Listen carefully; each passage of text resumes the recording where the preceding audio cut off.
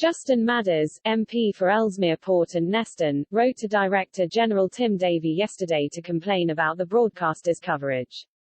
He claimed the Prime Minister made a number of false statements in an interview aired last Friday following the Hartlepool by-election win.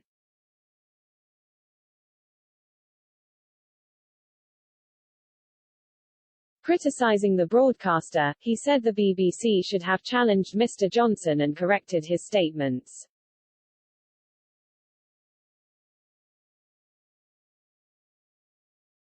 In the interview, Mr. Johnson claimed thanks to Brexit, the UK was able to introduce free ports, combat attempts from 6 Premier League football clubs to create a European Super League, and manage the COVID vaccination programme independently.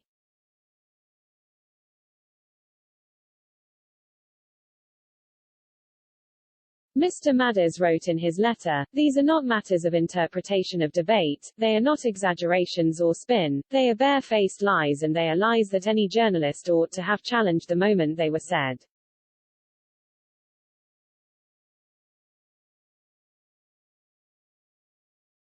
The MP accused the broadcaster of failing to abide by its editorial guidelines by not challenging the statements.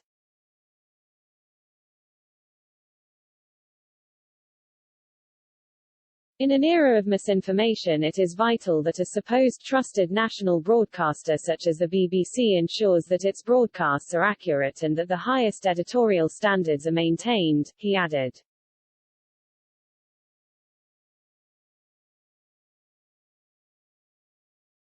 The Labour politician went on to say he expected a quick response from Mr. Davie outlining how you have failed to follow your own guidelines on this occasion and confirmation that it is your intention to ensure that blatant untruths are challenged and corrected in future.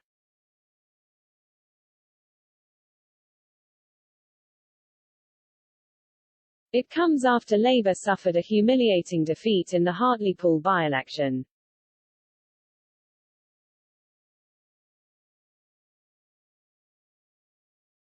A BBC spokesperson said, "The broadcast Mr. Madders appears to refer to is a pulled clip of the Prime Minister speaking in Hartlepool, made available to all broadcasters, rather than a BBC interview."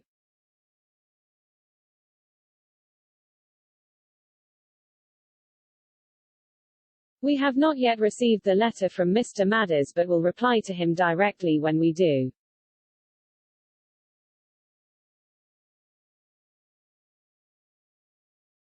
The BBC is committed to reporting accurately and impartially, and the claims made by the Prime Minister were fact-checked by BBC Reality Check.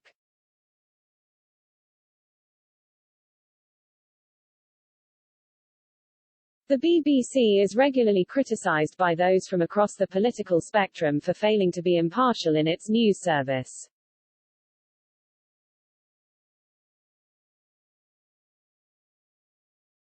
The corporation often faces accusations from Conservative supporters for being too critical of the government.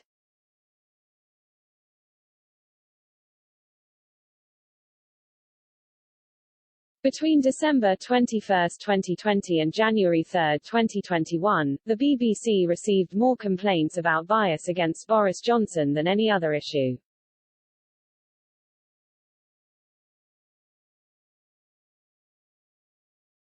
The Prime Minister is himself said to have told Tory MPs in private that he believes the BBC suffers a metropolitan bias and was pretty detached from many of its viewers.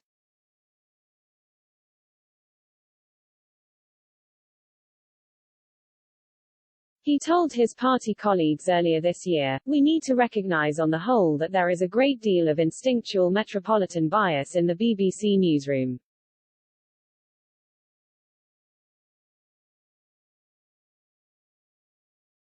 It's pretty clear from the whole Brexit experience that the BBC was pretty detached from a lot of its viewers and listeners, and I hope they move more into line.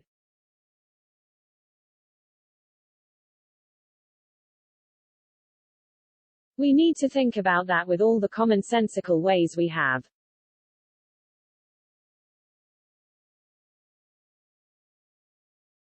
Upon taking over as BBC Director General in September last year, Mr. Davie pledged to renew the BBC's commitment to impartiality.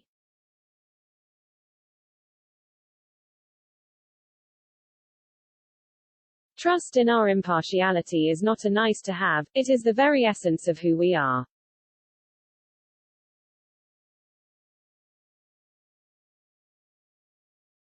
It is the bedrock of why people come to us, he told staff.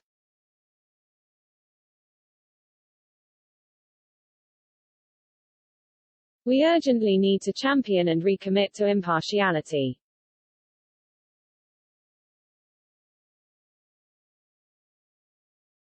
It is deliverable and it is essential.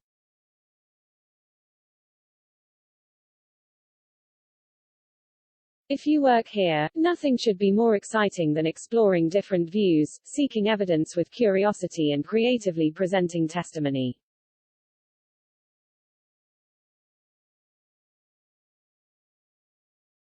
Making use of our own experiences but not driven by our personal agendas.